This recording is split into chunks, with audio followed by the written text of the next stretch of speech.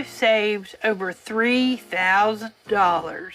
Alright, so it's been a while since I've reacted to an Extreme Cheapskates episode, and I do not remember this show being as detached from reality as it truly is. Today's absolutely insane cheapskate refuses to go to the hospital for any real health care, and instead decides to have her husband take care of any health ailments she has. And let me tell you, this woman is riddled with health issues. You'd think she'd go to a freaking hospital, but no. So make sure you watch till the very end, because this one's absolutely insane. As well as please like the video and hit the bell and subscribe if you enjoy my content. I am absolutely losing my mind at how often YouTube is just screwing me over lately with these videos I work hard on, man. It's demoralizing. But anyways, let's get into it, shall we?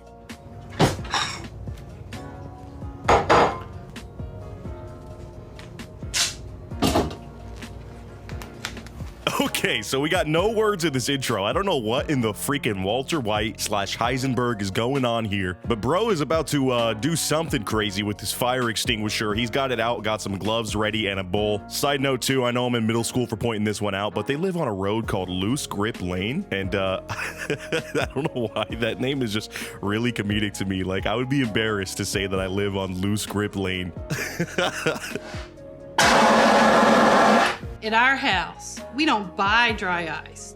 We make it ourselves by using a CO2 fire extinguisher. All right, so we got a little bit of backyard chemistry going on here. Like I said, very big Breaking Bad vibes, but this is Karen. Yes, that's her real name. And her husband was in the kitchen there making dry ice for themselves. Now, I don't know what the hell dry ice is supposed to be used for. I just know it's kind of like a stunt thing for stunt food where you can flash freeze things. I'm guessing this family isn't super into molecular gastronomy, so yeah, I don't know what the use for this could be, but hey, they're making dry ice. Also, how cheap is it? Like, I've never gone out and bought a fire extinguisher, but those things have got to be expensive. How many pounds of dry ice can you make from your, simple pillow sheet and fire extinguisher combination here?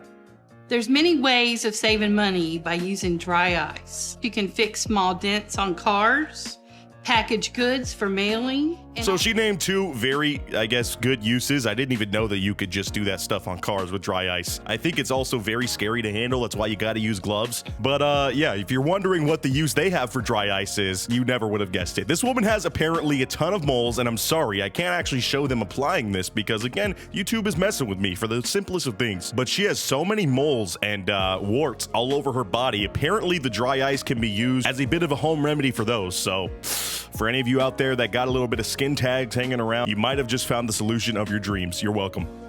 Karen believes this radical measure is worth it, since it saves her over $2,000 a year in medical costs. See, she would have had to drop 2 racks on getting these moles removed at the normal doctor's office, so she is saving money left and right. My comment about the fire extinguisher being expensive doesn't even compare to the cost of, medical care in America, especially if you're not insured. I'm sure she is insured and still saving $2,000 on freaking dry ice somehow. But yeah, that's gonna be the theme of today's episode, is this lady is not really a cheapskate when it comes to her diet or, the clothes that she wears or the food that she buys. Granted, she might be trying to save money in those departments, but she is all about the home health care. So today, we are about to see some totally deranged practices at home of them trying to fix her different ailments of her body without actually going to see a doctor who, I don't know, maybe went to freaking a decade of school in order to figure out how to help you properly. But no, instead she's going to WikiHow and going on a WebMD and trying to sort it out there like a freaking psycho. This is my medical closet.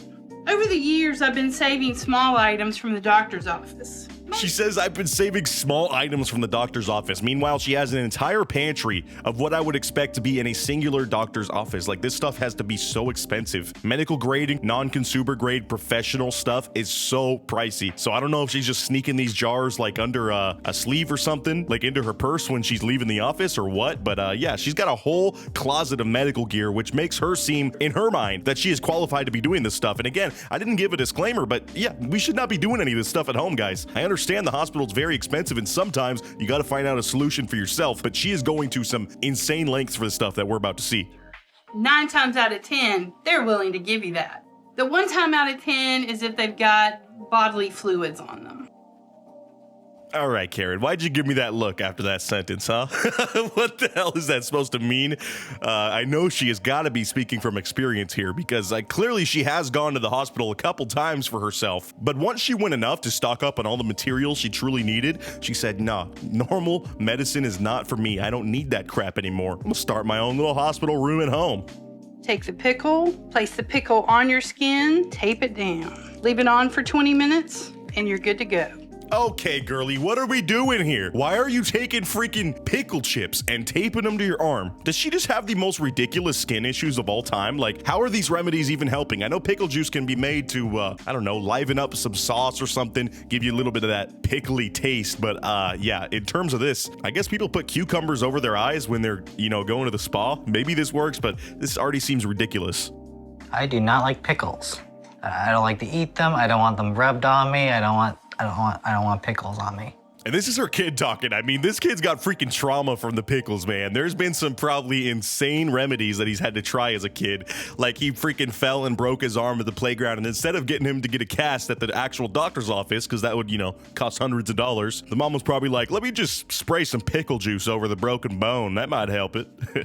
And the pickle takes away the sting from the bug bite, and it reduces the swelling. I don't have to buy any creams because this works like magic. Again, we got to evaluate how much a freaking bottle of bug spray cream or whatever it might be costs. You're not using the whole thing in one go versus a jar of pickles. I understand it's still kind of cheap, but you're not actually eating them for their intended use, or I hope you're not eating them after rubbing them all over your skin. Knowing these freaking weird cheapskates, I would not doubt it. I bought this machine at a yard sale and paid $15. New. It was $2,500. So this is her fancy CPAP machine. She has sleep apnea. This basically is like a Darth Vader mask that she wears that helps her breathe more consistently at night. And instead of, again, going to a medical professional and getting quality material that might help her in her sleep, which is, you know, only a third of your freaking life that you spend in your bed sleeping, you might as well make it as nice as possible. But not for her. She went to a garage sale, found this thing for, I don't know, she said like $50. And look at the state of this, please. A person is recommended to change a mask every 6 months. This is sticky because I've had this mask since 2007, and the gel is actually leaking. That's right. This thing is so freaking old. You're actually supposed to replace it every year, according to her. It's leaking this gel that is inside it that's supposed to be like the comfort area. This seems like it could be poisonous, bro. I don't think I want that seeping onto my face and also sticking to my face while I'm sleeping. Neither does she, apparently, so her genius freaking solution is to just put on some scotch tape on the thing. And now I'm thinking of the sensory hell that would be, having the rigid edge of the tape where it got cut, you know, and it's all kind of jagged. Having that touching my nose while I'm sleeping just seems like hell, but so does this noxious liquid freaking ooze that's coming out of this stuff. She's literally making her life so much harder by just refusing to go to a hospital for any of this stuff. I've saved over $3,000. I don't think they were actually adding sound effects there. I'm pretty sure that's what it actually sounds like with this freaking broken CPAP machine on. But that was just a depressing shot. I don't know what it was. I thought I was watching a different TLC show for a second because, yeah, I just don't ever want to find myself in this position. Trying to save money this much when I'm clearly in, like, not the best health and need to be going to get checkups and get an actual CPAP machine that works. Like, this lady could improve her quality of life so much by not being this way. And I understand you got to save money, but there's got to be other ways around that. You know what I mean? Even Karen will succumb to the occasional visit to the doctor's office. Recently, I've encountered a really bad toothache. That's right. There are actually things that she finds so serious that she goes to the doctor for. And today it's because she has an insane toothache and is looking like she might have to get this tooth removed at the dentist. So let's see how this goes, and let's see if she actually goes through with the procedure. When I know I've got to spend money, I cringe. Well, a cheaper option is to pull the tooth, but once we pull it, it's gone.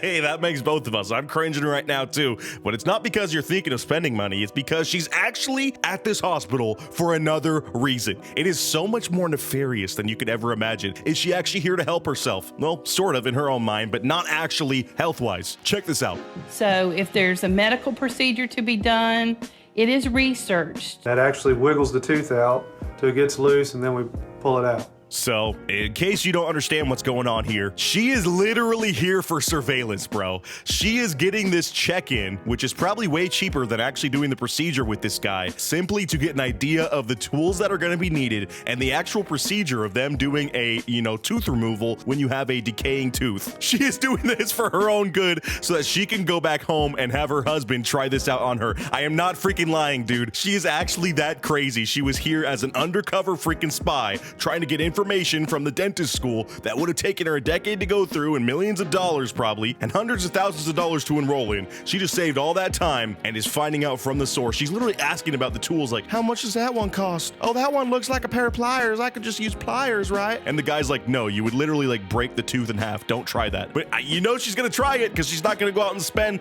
the hundreds of dollars this actual medical grade equipment probably costs, unless she can finesse it from this guy like she did the rest of her gear. That might be the actual final act here. Well, can I take the tools home with me after I'm done? No. Can I think on it? So apparently she didn't get enough info, and it cuts to her back home, popping up YouTube on her Windows Vista looking ass computer, and is searching how to remove a tooth. I mean, if you ever find yourself at this point in your life, I'm sorry, get some serious help. This is not okay. I don't like the idea of pulling my wife's teeth out. What if I pull the wrong one or something, you know? She's laying down literally rusty old tools that she probably found at some vintage flea market that is true dentistry tools, but that were used half a century ago. Then they use this medical paper that she stole a roll of from the hospital last time she was there sneaking some info, and they turn their lazy boy recliner into a medical chair where this guy is literally going to lay her back and try to extract this tooth. What world am I living in right now? Like, this is absolute fantasy land. I don't understand how this is even being filmed. I'm building a vacuum for her mouth. I'm using a regular vacuum cleaner. Bro has a bendy straw that he's duct taping to their freaking crappy vacuum that probably hasn't been cleaned out for ages. I know it's only sucking in, but still, dude, there's so much wrong with this. I am actually like burning up inside from the cringe, dude. What the hell is going on? Nervous? A little. But I know I'm in good hands. And yeah, they're going through with this. He checked the vacuum, he made sure it worked, so this thing is a go. I'm telling you, this has to be the craziest episode of this freaking show that I have ever seen. How have I missed this one so far? Karen's dentist would have charged $185 for the tooth extraction. The procedure will only cost $10. And I was wrong. I thought it was some exorbitant price, like over $1,000 to get your tooth removed. She's saving $170 by doing this at home, which I know is still a lot of money, of course. You know, that's a whole car payment, car insurance bill, maybe if you got like an older car. But I'm sorry, if it comes to something as scary as trying to have your tooth removed, even by a professional, I'm gonna leave that to the freaking pros. I don't know about y'all. Pain only lasts a short time, but saving that money lasts so much longer. My wife will always be cheap. So they go ahead with it and take that baby out. He uses the freaking vacuum at the tail end, and that's the only part I can show you, again, because of the glory that is this website. But I can assure you, this is not something you want to be trying at home. And I think 99% of you that have more than 2 brain cells can understand that. So we get a final shot of this man taking care of his wife in their makeshift medical bed, aka their armchair in the living room. This is just a wild scene, bro. I don't know what's in it for this guy, because he seems like he has to just be a caregiver that's not even trained to be a caregiver to this woman, which has to be, you know, sketchy when it goes wrong. I'm sure it has gone wrong in the past, but I want to know what you guys thought of this episode down in the comments below. I really need some new shows to branch out into, so if you want to see some more TLC stuff like this again, let me know, man. I'm trying to figure it out, all right? Like I said, I've been kind of losing my mind to this whole YouTube stuff, and it's just frustrating. But as always, shout out to my Patreon supporters. You can help me out over there as well. Really means a ton. And as always, I'll catch you guys in my next video. Until next time, peace out.